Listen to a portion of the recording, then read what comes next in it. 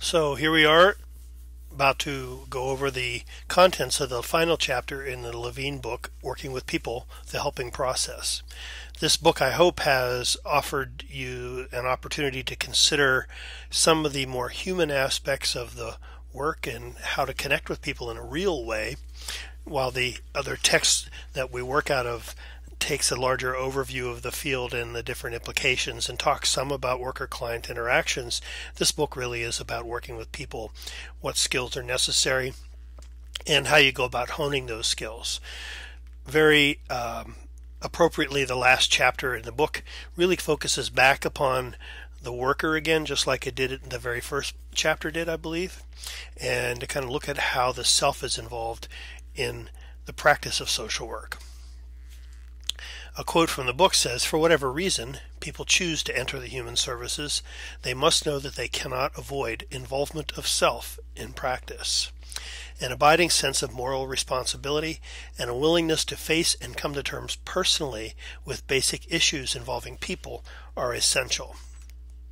You can't really work in the social work field and remain totally detached from the human side, the human aspects of the interactions you have with clients.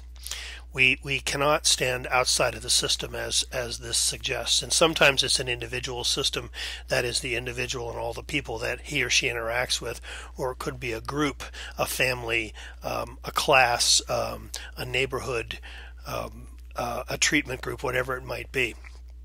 We become a part of the systems with our clients when we participate in it. And this, because we're there, affects the balance in that client's life and in that group's life. And so we have to be aware of that.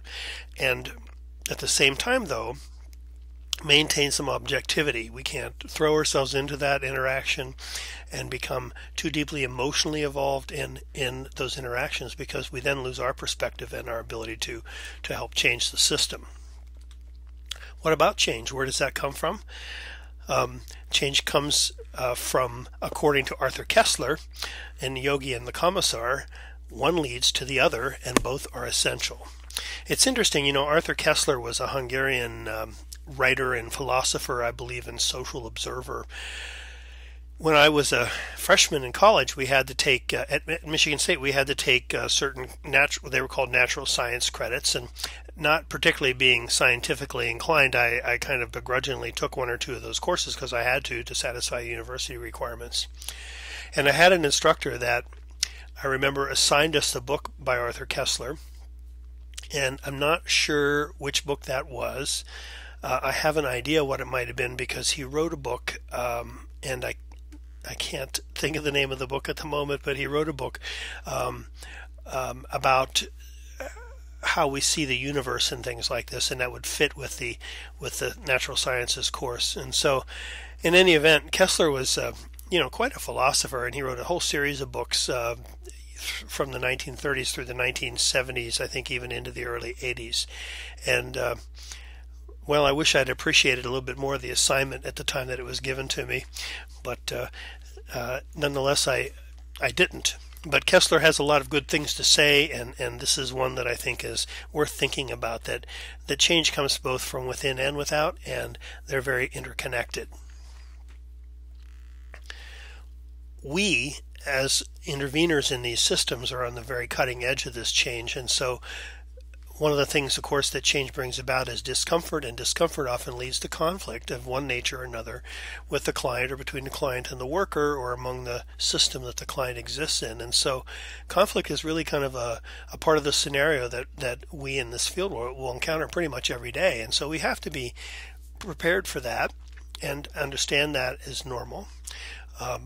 While the work can be frustrating, the emotions sometimes get overwhelming, the results don't become apparent for quite a long time. And so we have to be willing to step into a client situation, do what we think is right and best for the client, and be satisfied, perhaps most often, by stepping out of that system, closing out our work with the client, and not really knowing how things are going to turn out in the end. A lot of times we just don't see the changes.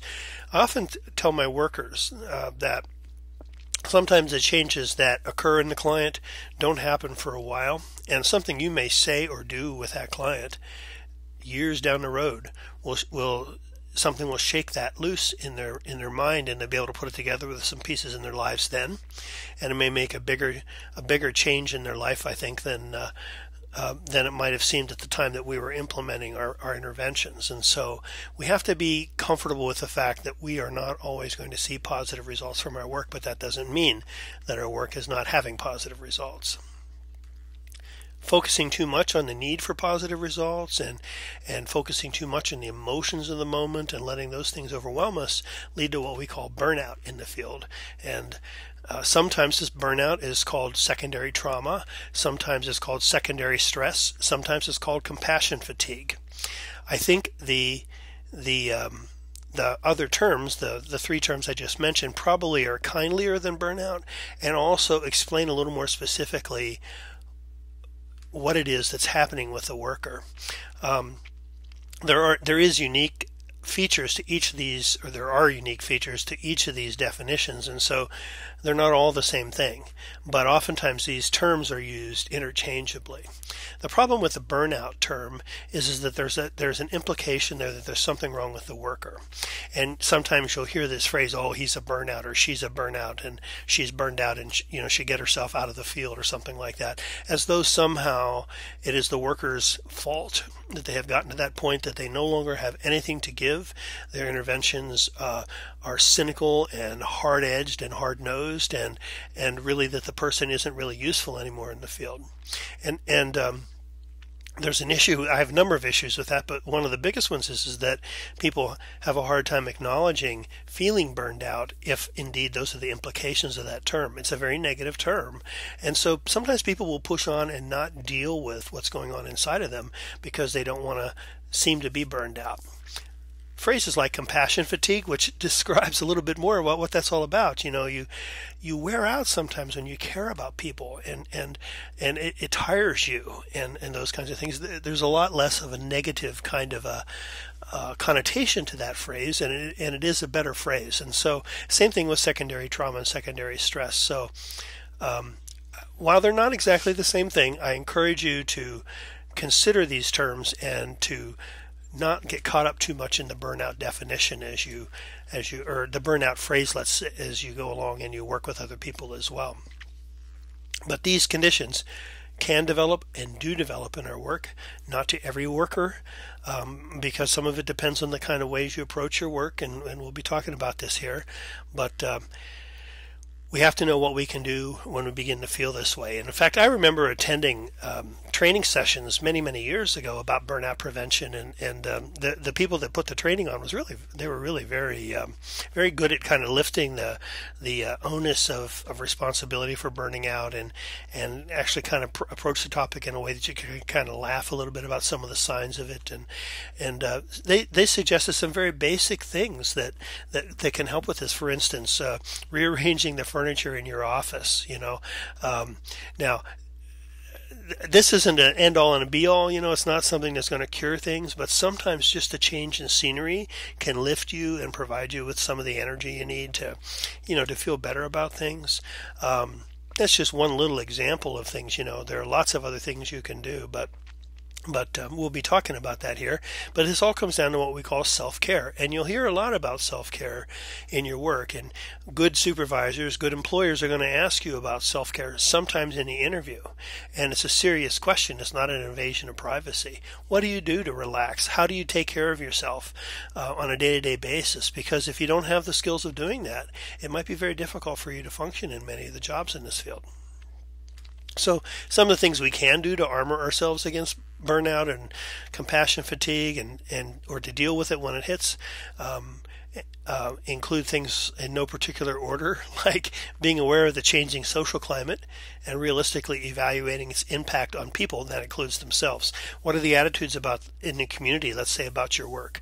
If you're a child protection worker, for instance, oftentimes the community doesn't see the positive things that you do, but instead they see, well, you're removing kids sometimes, or you're not removing kids, depend upon, that's the other thing is, half of them think you should remove kids faster, the other half think you remove them too quickly and you never give families a chance, and there's just a lot of negative feedback, and so being aware of that, being aware of the dynamics of that, and learning not to take that personally and understanding where that comes from. and to tell yourself that, well, you don't need the affirmation, acknowledgement of the community to know that you're doing the right thing.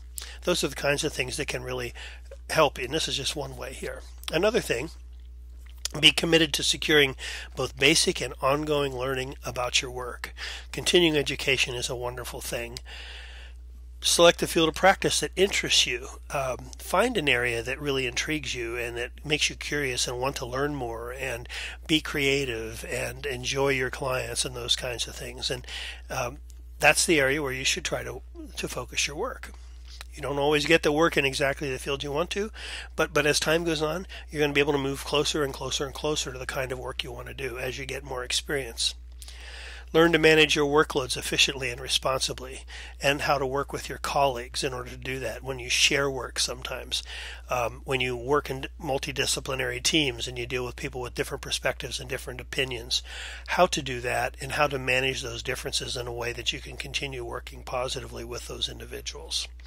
And also, caseload management really comes down to, in a lot of ways, time management, and this is something that really, I wish I could spend a little more time talking about in this class, and it's something that I hope you'll be able to address at some point as you go through your social work career. Because the fact is that almost always you're going to be in jobs that have more things to do than you have time to do it in, and that's just sort of a fact of social work, and particularly when you're working in the public field, and for that matter in the not-for-profit agencies as well, because they're usually underfunded and understaffed.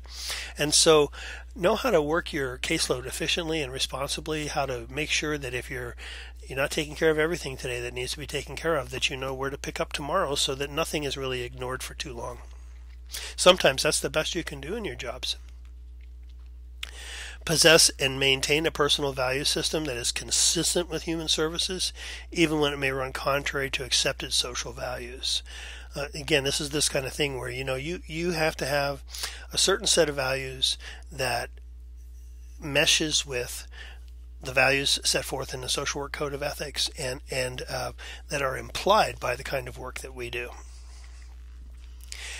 And also find a personal lifestyle that is satisfying so as to enable you to distance yourselves from your work when you leave it. That is that self-care piece. What do you do when you go home? Don't take work home with you. If you have to work over, I encourage you to stay at your desk and work there, but do not bring work home for a number of reasons, because home should be your respite. Home should be your safe place away, your sanctuary, so to speak. Whether you're alone or whether you're with someone you love or you're rooming with other people, whatever it might be sure that you have a way to get away from work and to turn it off, because tomorrow is another day. And the more rest you get at night, the more you can relax at night and be ready to go the next day full of energy again, the better job you're going to do the next day. It does not do anyone good to carry work home with you and to worry about your work constantly. It just doesn't help. And these are some things that I add that aren't in the textbook, and this is sort of one of my soapboxes, is being realistic about your expectations of yourself and what you can do, of your client and what you should expect of your client, and of the outcome of your practice. Don't personalize the dependency, resistance, or failure to progress on the client's part. This is, in the end, the client's work. It is the client's need to decide to change. You're there to facilitate that, but in the end, it is the client's choice, and it is not up to you, and it is not your personal failure if your client doesn't progress the way you would like your client to progress. Now, that's easier said than done, and I'm not suggesting that you divorce yourself entirely from a dedication to assisting your client and helping your client along the way, but what I am saying is that don't take total responsibility for this yourself. In your education, you are taught best practice techniques, and this is what you need to know. You need to know the kinds of things we need to be aspiring to do and how to do that. However, when you get in the field, please remember that sometimes in many settings, if not most settings, best practice is going to be very difficult to achieve, and you're just going to do the best practice you can. I used to call it realistic practice, but in any event, get trained in best practice, learn all about those things, know what's entailed in that, and work and strive to achieve that. But don't be too down on yourself if you can't quite reach that every day. And so some more specifics about some of these changes. Being aware of social change involves remaining alert to the trends that impact your clients and your own work. These are the values, attitudes, resources, funding issues, political issues. Yes, politics, as much as you may tire of hearing about politics in your classes, you can't extricate social work from politics because what we do is very politically sensitive. The book says, there have to be boat rockers if we're not going to stagnate. We have to rock the boat. That is, there is always some social risk in bringing about change in policy or institutions or attitudes in the community, and sometimes you're in front of that. The ongoing learning means that we must be committed to the development of knowledge and practice skills on an ongoing basis. One of the good things about getting licensed is that it requires you to continue to get education and to report the workshops and training sessions that you've attended, during each license renewal, and that's a very good thing. And I encourage all of you to get licensed when you reach the point where you can be as an LBSW or an LMSW or LCSW later, because that's one of the benefits of this is that it really kind of keeps you on your toes about training. New knowledge really helps us help other people because there's constant research in the field, and sociology and psychology as well is constantly bringing us new things, and some of them are out there testing some of the practice interventions that we're engaging in and seeing if they're effective or not. And so stay up to date on those things because it's going to allow you to be creative and to find new ways to help your clients.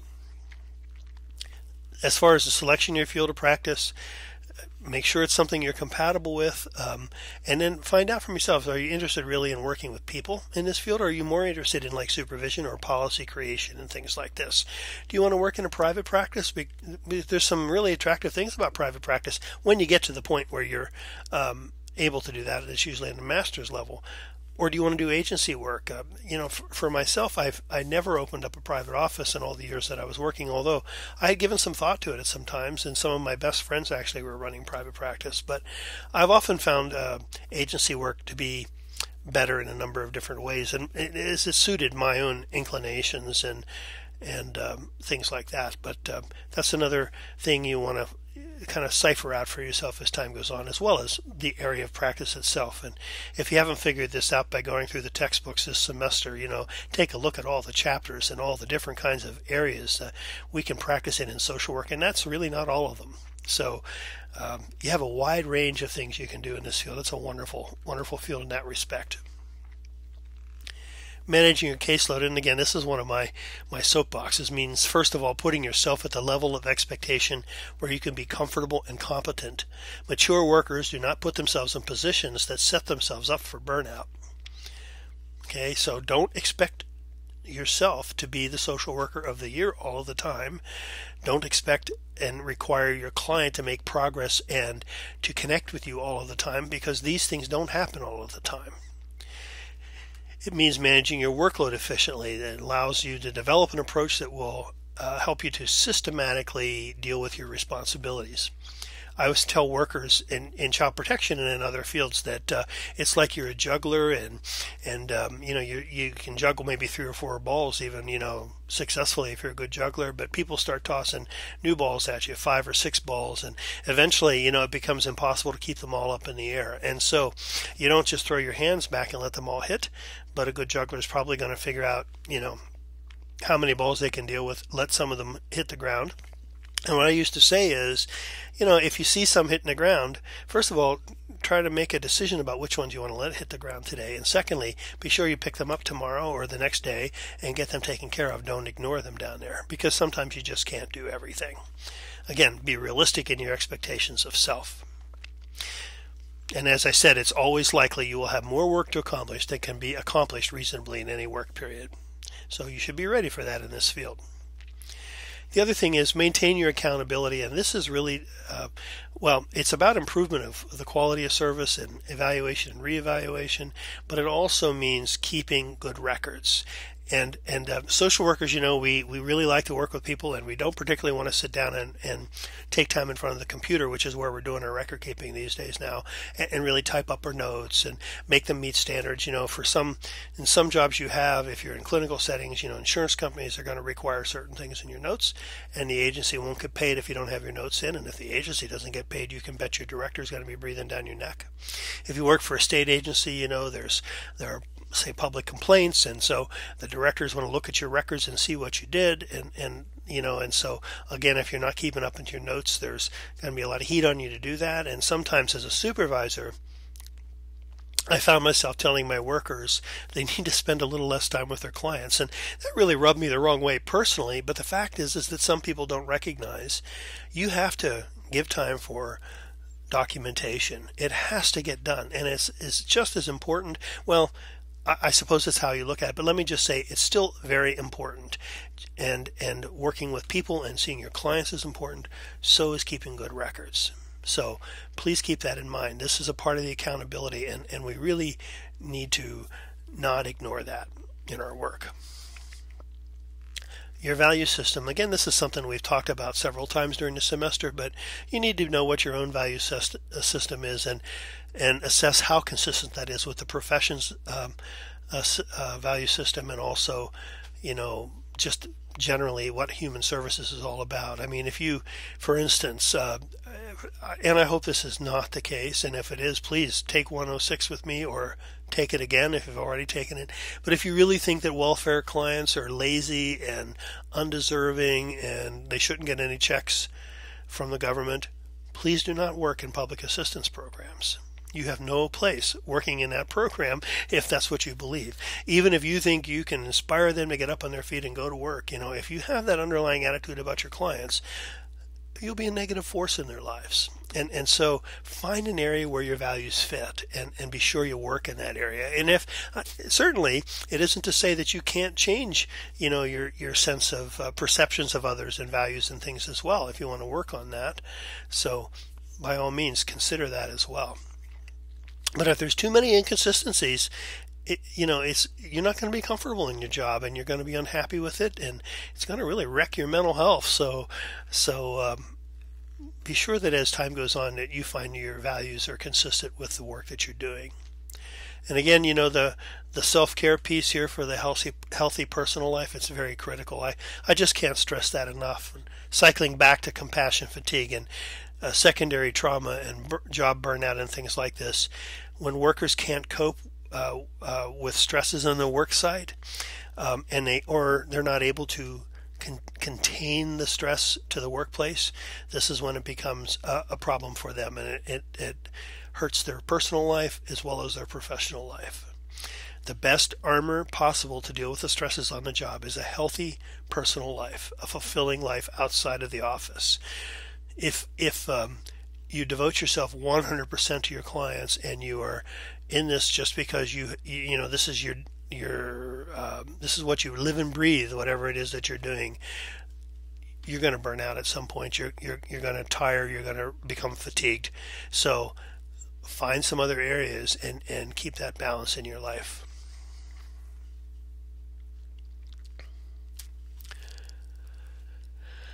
I like this little story, and you may have heard it before, but I think it's very appropriate for this, and as a way of moving towards the closure in this discussion, I'll just read this slide to you as though I was talking to you. A lecturer, when explaining stress management to an audience, raised a glass of water and asked, "How heavy is this glass of water?" Answers called out ranged from 20 grams to 550 grams. The lecturer replied, "The absolute weight doesn't matter. It depends on how long I try to hold it. If I hold it for a minute, that's not a problem. If I hold it for an hour, I'll have an ache in my right arm. If I hold it for a day, you might have to call an ambulance. In each case, it's the same weight, but the longer I hold it, the heavier it becomes." He continued, and that's the way it is with stress. If we carry our burdens all the time, sooner or later, as the burden becomes increasingly heavy, we won't be able to carry on. As with this glass of water, you have to put it down for a while and rest before holding it again. When we're refreshed, we can carry on with the burden. So before you return home tonight, put the burden of your work down. Don't carry it home. You can pick it up tomorrow. Whatever burdens you're carrying now, let them down for a moment if you can, and don't pick them up again until you've rested a while. Great, great advice. A few thoughts from the text as we close out this lecture. The human condition ensures that we will never attain a problem-free existence, but in the struggle itself lies opportunity for growth and development.